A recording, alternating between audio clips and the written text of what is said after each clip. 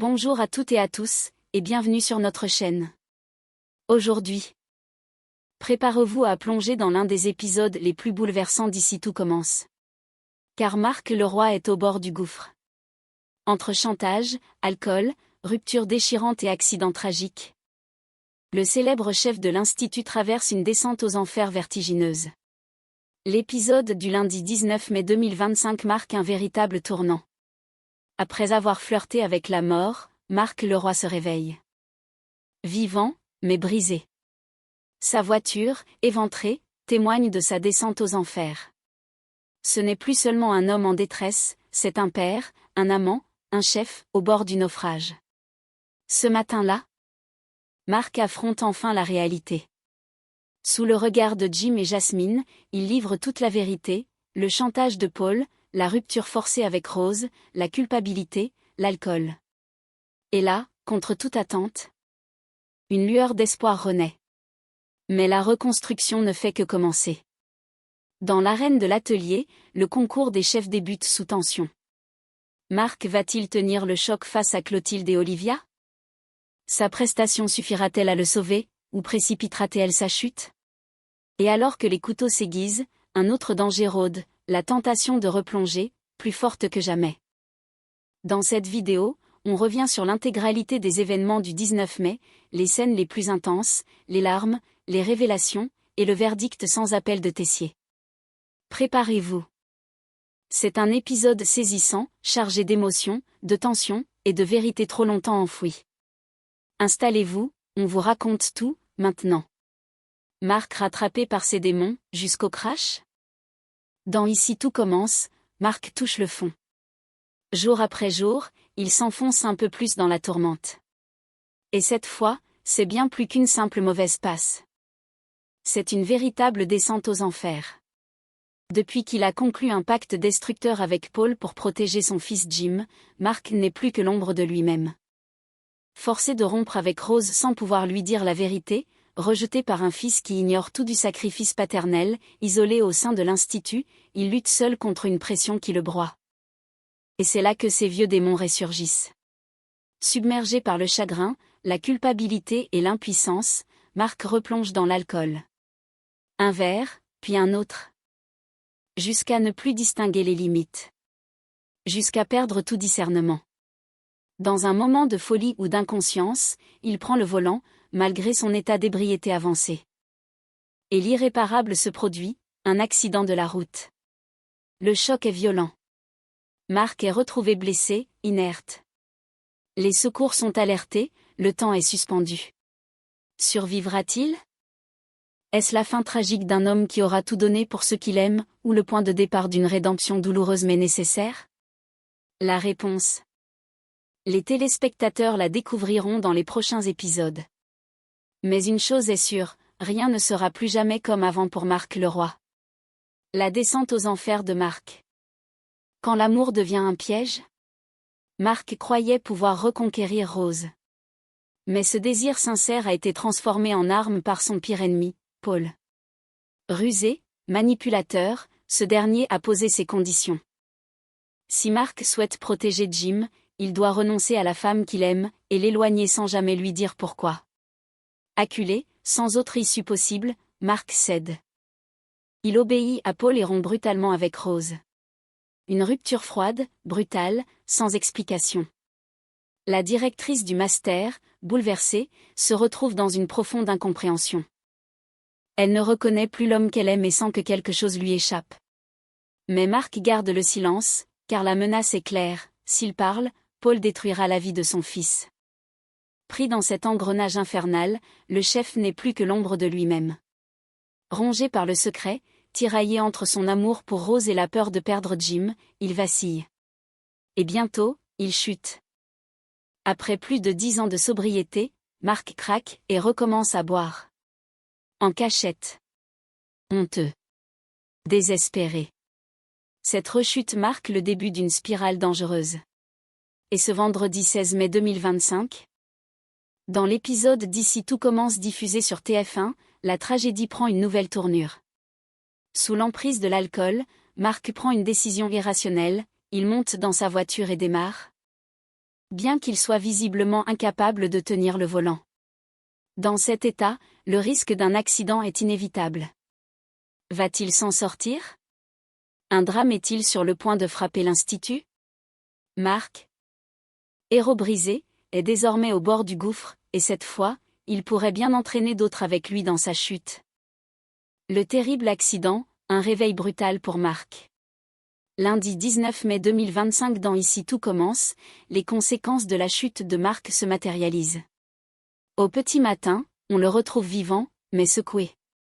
Sa voiture, elle, n'a pas eu cette chance, cabossée, témoin muet de l'errance nocturne d'un homme au bord du gouffre. Car la veille, Mark a bel et bien pris le volant en état d'ébriété. Un geste dangereux, irréfléchi, qui aurait pu coûter très cher. Rentré chez lui, honteux et encore groggy, Mark fait face à la réalité. Il est accueilli par Jim et Jasmine, à la fois soulagés et inquiets. Leur regard en dit long, ils savent que quelque chose cloche. Que ce n'est pas seulement une nuit de trop. Ils insistent, ne lâchent rien. Veulent comprendre ce qui ronge Mark de l'intérieur. Ce père qui leur échappe. Alors, à bout de force, Mark se confie enfin. Il leur révèle la vérité. Le pacte. Le chantage odieux de Paul. Son obligation de rompre avec Rose pour ne pas compromettre l'avenir de Jim. Un poids s'échappe enfin de sa poitrine. Et dans les yeux de son fils, malgré la stupeur, une lueur d'empathie renaît. Mais Mark ne veut pas s'arrêter là. Ce moment de vérité devient aussi un point de départ. Il promet de se battre. De se reprendre en main. De se sevrer de l'alcool. Et surtout, de relever la tête. Il se fixe un objectif, se lancer dans le concours des chefs. Non pas pour la gloire, mais pour prouver à lui-même et à ceux qu'il aime qu'il peut encore se relever, malgré les ténèbres. Paul fait marche arrière. Rose garde ses distances. À l'Institut Auguste Armand, l'ambiance est plus feutrée mais non moins chargée de tension.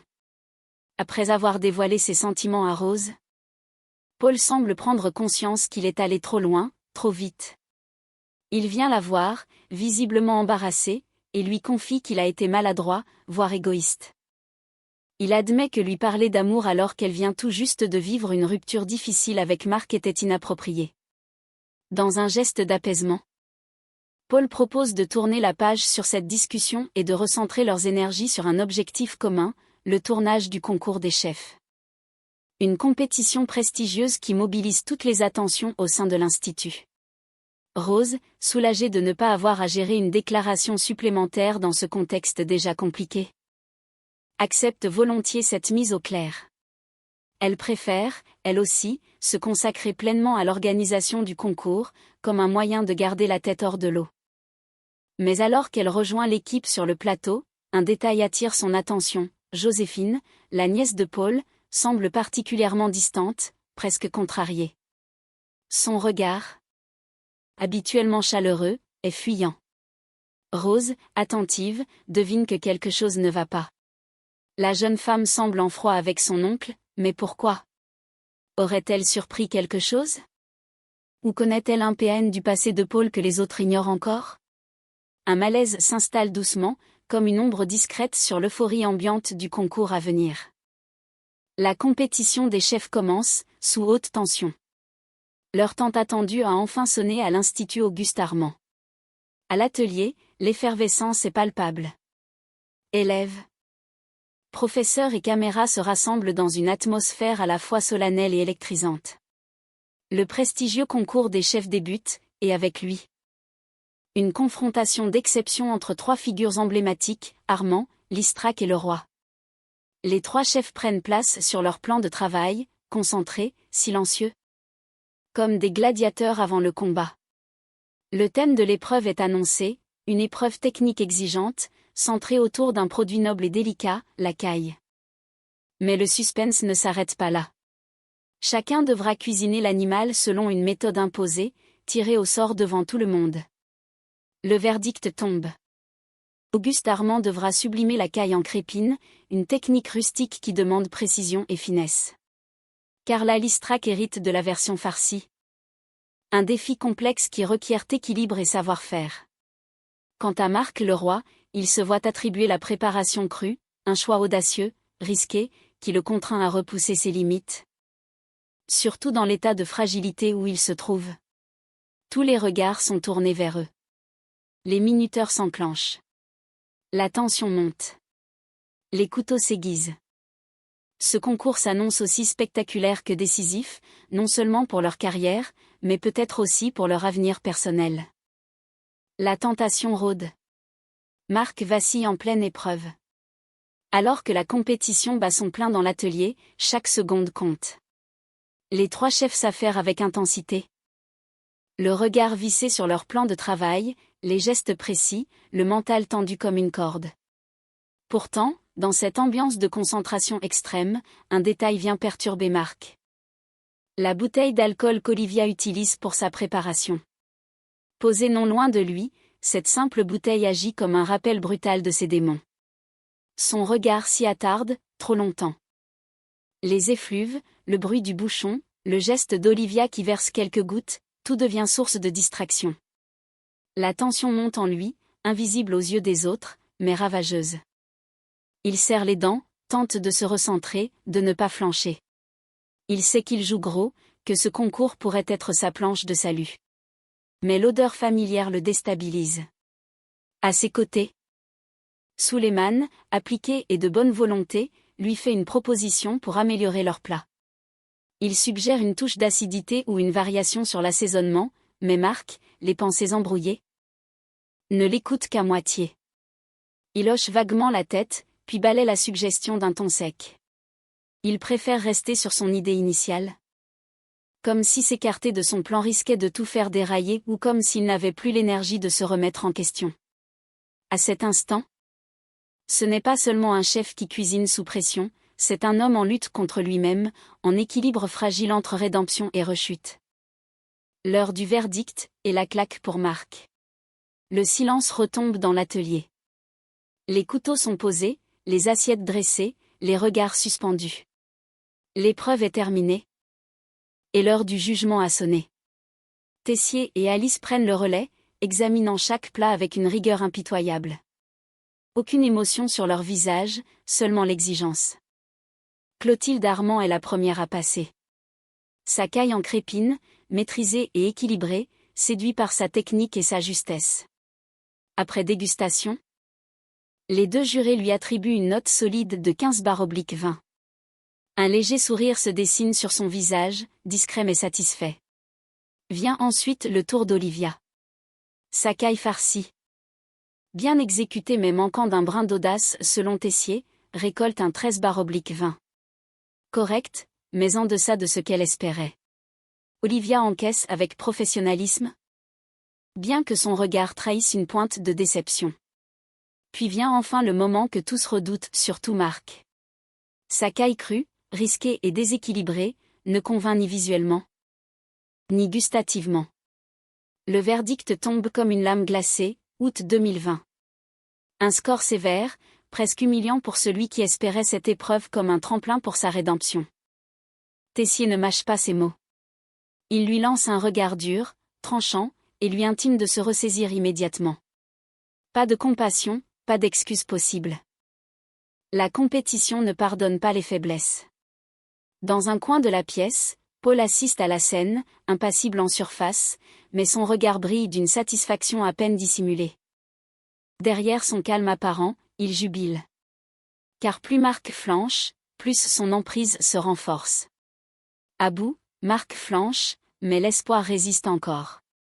La défaite cuisante du concours a laissé des traces. Humilié, vidé, incapable d'encaisser l'échec, Marc rentre chez lui, l'esprit en lambeaux. Chaque pas résonne comme un poids. Une seule idée l'obsède, fuir. Oublier. Et comme trop souvent ces derniers jours, la solution qu'il croit trouver se cache au fond d'une bouteille. Tremblant, il saisit la bouteille d'alcool dissimulée dans un placard. Il s'apprête à céder, une nouvelle fois, à ses démons. Mais au même instant, Jim et Jasmine arrivent. Ils comprennent ce qui se passe avant même qu'ils ne disent un mot. Jim. Le regard embué de colère et de tristesse mêlée, lui barre le chemin. Jasmine le supplie du regard. Il l'empêche, physiquement, émotionnellement, de franchir cette ligne. Mark, dévasté, se fige. Il tremble. Il baisse les yeux. Et dans un ultime sursaut de lucidité et de rage contre lui-même, il hurle sans un mot. Il lève la bouteille, et la projette violemment contre le mur. Le verre éclate. L'odeur d'alcool se répand dans la pièce comme une métaphore de sa chute. Puis, sans dire un mot, il quitte les lieux, la silhouette lourde, le regard fuyant. Il a touché le fond. Et ne sait plus s'il peut en remonter. Resté là, figé, Jim ne tient plus. Bouleversé, il s'effondre dans les bras de Jasmine. Son père est en train de se perdre. Et malgré tout l'amour qu'il lui porte, il se sent impuissant. Jasmine, silencieuse, le serre fort. C'est peut-être le point de rupture, ou le début d'une lente reconstruction. Et voilà. Mark Leroy a frôlé le pire. Un accident qui aurait pu lui coûter la vie. Mais dans ce chaos, une vérité a enfin émergé. En ouvrant son cœur à Jim et Jasmine, Mark fait un premier pas vers sa rédemption. C'est douloureux, c'est fragile, mais c'est sincère. Pourtant, le combat ne fait que commencer. L'ombre de l'alcool plane toujours. Paul continue de manipuler en coulisses. Et le concours des chefs, loin d'être une échappatoire, met une pression supplémentaire sur ses épaules déjà brisées. Mark pourra-t-il vraiment se reconstruire? Retrouver la confiance de son fils? Gagner à nouveau le respect de Rose et de ses pairs? Ou est-il déjà trop tard? Dites-nous en commentaire ce que vous pensez de cette descente aux enfers, et si, selon vous, Mark saura se relever. Merci d'avoir suivi cette vidéo jusqu'au bout. Si elle vous a plu, n'hésitez pas à liker, partager, et vous abonner pour ne rien manquer des prochains rebondissements à l'Institut Auguste Armand. On se retrouve très vite pour un nouvel épisode, et d'ici là, prenez soin de vous.